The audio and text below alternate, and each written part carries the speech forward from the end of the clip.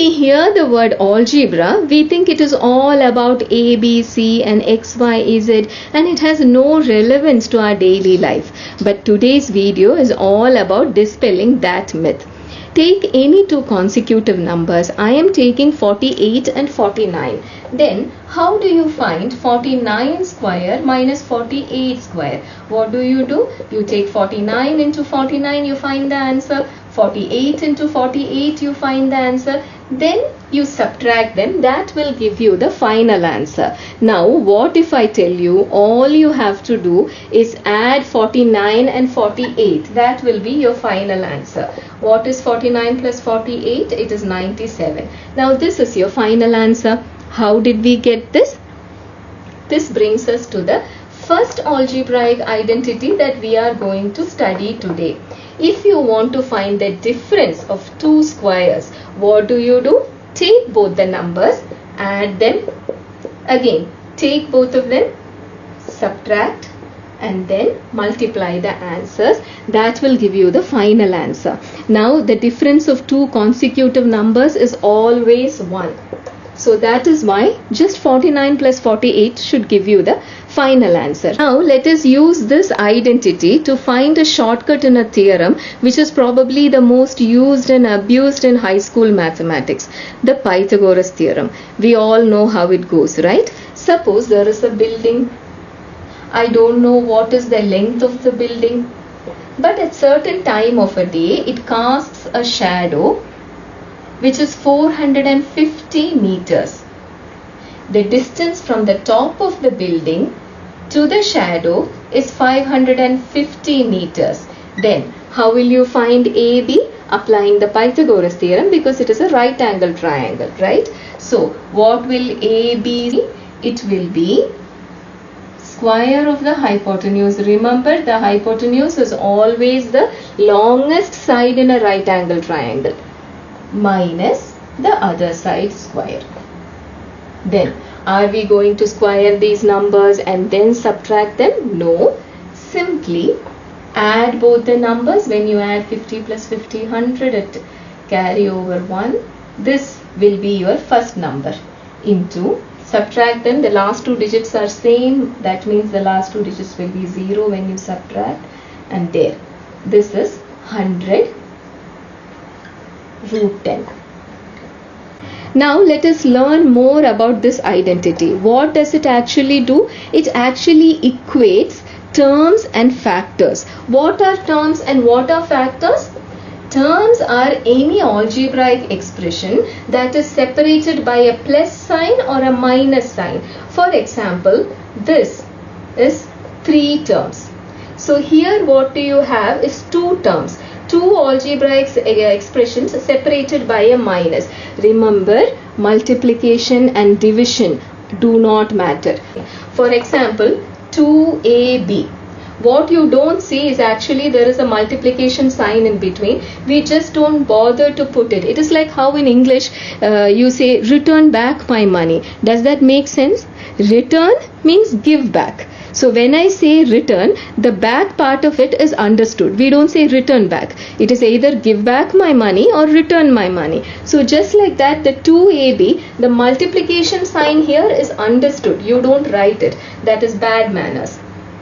So now 2AB is still one single term. And A by B, what you don't see here is the divided by sign. It is still one term. It is not 2 term. Only what is divided by a plus sign and a minus sign is the term. So here in your LHS you have 2 terms. And what do you have here? These are the factors. Factors are divided by the multiplication sign. For example, 12 is 6 into 2. So here you have 2 factors. What you don't see here is a multiplication sign. It is there. You just don't see it. So what you have done here is on one side you have 2 terms, 1 and 2 separated by a minus sign, and you have 2 factors. Please remember that, because we will be learning more identities. In one identity there will be 3 terms. In another identity there is going to be 6 terms. That is how you know how these identities are different. So now what we will do is take one question where it is in this form, the expanded form, and factorize it, and then take from here, take a factorized form and then expand it. Shall we do that? What do you see here? The first question is in the factor form. We have to bring it to the term form. Where do we start? Let us start from the smallest one. Where do you start climbing a tree from? Right from the bottom, right? So let us start with this. A minus 1 by A plus 1 by A. So what form is it? It is A plus B into A minus B only. Instead of B, you have 1 by A. So the square of the first term minus square of the second term. Then this much done. Just write down the next. So now what do you have? Look at these two. It is again in the A minus B, A plus B term. But then what is your A here? Your A is now A square. A square into A square is A raised to 4 minus 1 by A square into 1 by A square is this form. There. Then this much done. Now just carry down the last term. Again, what form is it? You have added and subtracted the same set of numbers. A square, A raised to 4, A raised to 4. 1 by A raised to 4, 1 by A raised to 4. That is what? A raised to 4 raised to 2, which is what? Which is A raised to 8 minus there. You started with the factor form and you have ended in the term form. You have expanded it and you have got it in the term form. Now look at the next question. What do you see in the next question? It is in the term form. Now you have to make it into factors. You have to break down into factors. Now how will you do that? You have to get it in A raised to something into B raised to something form. So 12, how can you write 12 is equal to 2 into what? 6. 6 into 2 will give you 12. Similarly, 4 is 2 into what? There. See, A raised to 12, A raised to 4. Now put the minus as it is. Then again, y raised to what will give you y raised to 12? Again 6. Then again A raised to 6, what do you get? A cube. So now you have it in the form A square minus B square. But what is your A here? This is your A. And what is your B? This is your B. Then again add the two numbers.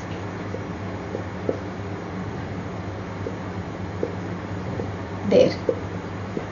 So you have started in the terms form and you have ended up with factors. This is the second identity that we are going to learn today. What was the first one? There also we had two factors. Here also we have two factors.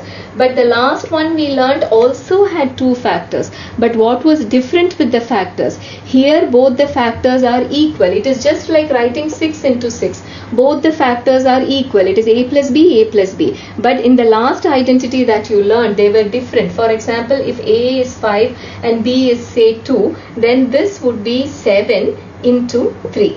But then in this case, it would be what? It would just be 7 into 7. So that is where these two are different.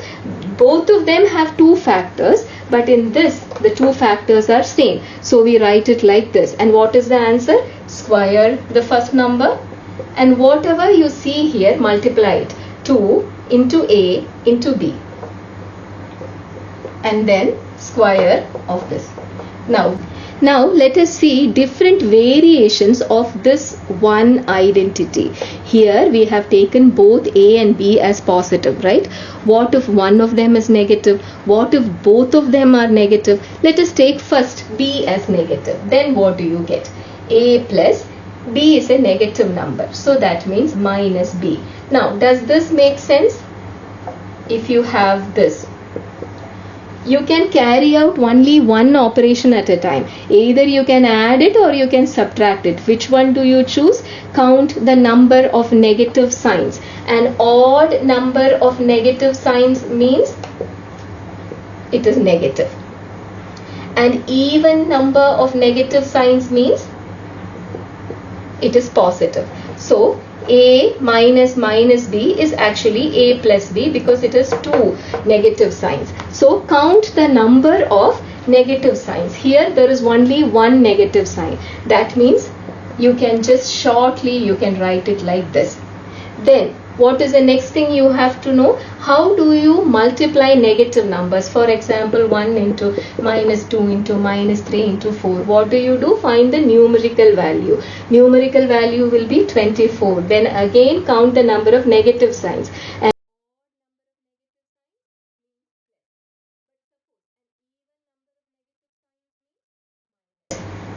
that is why whenever you are squaring a number, say not just square, raised to 2, raised to 4, raised to 6, you will lose the negative sign. For example, minus b square is just b square. The same with raised to 4. The same with raised to 6. It will lose its negative sign. But then, if it is raised to 1, it will have, the answer will have a negative sign. Raised to 3, the answer will have a negative sign. Same with 5.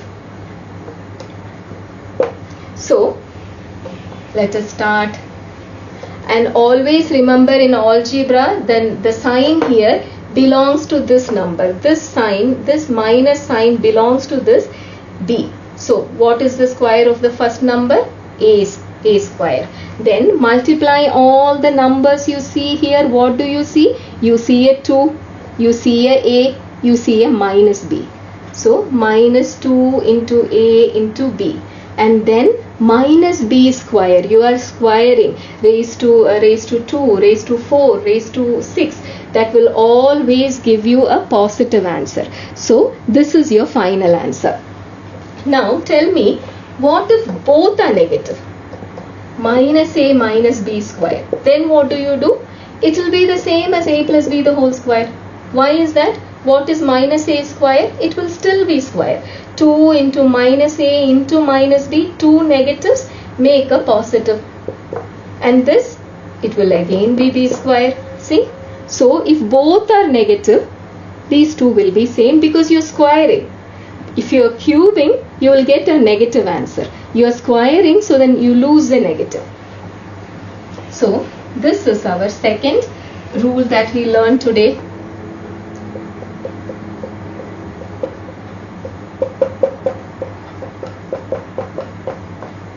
Here, if b is negative here, this is the only term which will change. Nothing else will change. The a square and the b square term will always remain same. But depending on whether b is positive or negative, only the middle part will change. Again, we have two questions. One which is in the expanded form with 3 terms and one with factors, 2 factors. Let us start here. You have a square here and you have a square here. So the first is x square, and then what square is this? What square gives you 4? 2, right? There. So you have a square form here and you have a square form here. What should be the middle term? 2 into 1 of this into 1 of this. Shall we see if we get it? See, 2 and 2 gets cancelled. So you are left with a xa. That makes sense, right? So you have x square plus 2 into x into a by 2. This is your second term, and your last term is a by 2 the whole square. So that is what? A plus b the whole square. But instead of a you have x, instead of b you have this, the whole raised to 2. Now you have got 2 equal factors. Now what do you see here? Inside each factor there are 2 factors. One factor this, one factor this. But inside the factor you have 3 terms. So let us see what all looks same. So the x square here looks same. the x square here looks same. Then here it is plus and minus, so let us forget about that. Plus 1 plus 1. So there. This gives your first term, which is your a. Right? Here there is a plus x and here there is a minus x. So this should be your second term. And what do you have here? A plus b into a minus b. The same set of numbers, once added, then subtracted. Then what do we have? The square of the first term minus square of the second term. But here what do you have again? A plus b the whole square. That means square of the first term plus multiply all the numbers you see here, a 2, a 1, a x square. Then square of the last number minus x square. So what do you have? You have 1x raised to 4. Then 2 oranges minus 1 orange. 1 orange. Started with the factors and we ended with the expanded form. Now look at this question. You have x square plus 1 by x square is 27. Then what is x plus 1 by x? Now take x as a and take this as b. Now can you think of any identity which connects a plus b and a square plus b square? Can you think of any identity which will connect these two? Squaring this side, right? So try squaring this side. Instead of a you have x, instead of b you have this. A square plus b square is equal to what? Square of the first one. So this is where it gets interesting. Why have they chosen x and 1 by x? What is special about x and 1 by x? It is the reciprocal. And what happens when you multiply a number with its reciprocal? See, 2 into x into a 1 by x. So this just becomes 2. So you lose all the x terms and your middle part just is 2. That is what is interesting about this x and 1 by x. You lose the middle part and you just get one number. So there. Now start substituting. You don't know what x plus 1 by x is. That is what you have to find out. But then you are given that x square plus 1 by x square here plus here is 27. So 27 plus 2, that is 29. That means x plus 1 by x the whole square is 29. So what is x plus 1 by x? That would be square root of 29. Correct? Now look at this question. You will see that two terms are getting repeated, x and 1 by x. Now if you take x to be a and 1 by x to be b, then this will be a square plus b square. Can you think of any identity which will connect these two? What about squaring this? If you square this to this, you just have to add a minus 2ab. There. We have got an identity which connects both the information that we have. So a minus b the whole square. So instead of x, instead of a, put this. The whole square is equal to x square. Then what happens to the middle term here? That will tell you why we have taken x and 1 by x. When you multiply x and 1 by x, it will get cancelled and you will be left with just a plain number. That is what is special about this. You will be left with just a minus 2 and then the third term will be plus 1 by x square. So then what do you have here? X minus 1 by x is given as 9. So 9 square will be 81. That is x square minus 2x plus 1 by x square. That means x square plus 1 by x square is 83. Now what do you see here? In all the three questions you see factors. You have to find the end product using one of these three identities that you have so far learnt. Now what is the difference between these identities? All of them have two factors, but then This has two equal factors, a plus b, a plus b. Again, two equal factors, a minus b, a minus b. But the third one has two different factors. So that will help you decide what identity to use. Before that, remember, you have to change it to the terms of the nearest multiple of 10. What do you mean by multiple of 10? It is just numbers which end with 0. So go to the nearest number which ends with 0. It's quite an easy concept, but in case you have a doubt, for example, 497, 490 also lies close, but if you move forward, there is 500. So what will you choose? Always go for the numbers with more zeros. Zeros are always easy to handle. So in this case, get as many zeros as possible. So let us start. Now what do you see here? Two equal factors. That means it is one of the first two. So this is what? 500, two of them, right? Now 497 into 497. So that is 500 minus 3 the whole square. How do you open the brackets? Square of the first term, then multiply all the numbers you see here. What do you see here? You see a plus 2, plus 500 and minus 3. I have just put the minus here, plus square of the second term. Now please remember, at this point if you are writing an exam, you have to mention how you applied the identity here. You have to remember to write this. Otherwise you will lose 1 mark. If I was a teacher and I was correcting your paper, you don't write it, I will have to cut 1 mark. I will do so with tearful eyes and a grieving heart, but for sure I will cut 1 mark. So now, what is the square of this? What is the square of 5? It is 25, and double the zeros. 2 zeros, now 4 zeros. Now what is this? This is 6, again a 30 and 2 zeros, right? Minus, plus 9.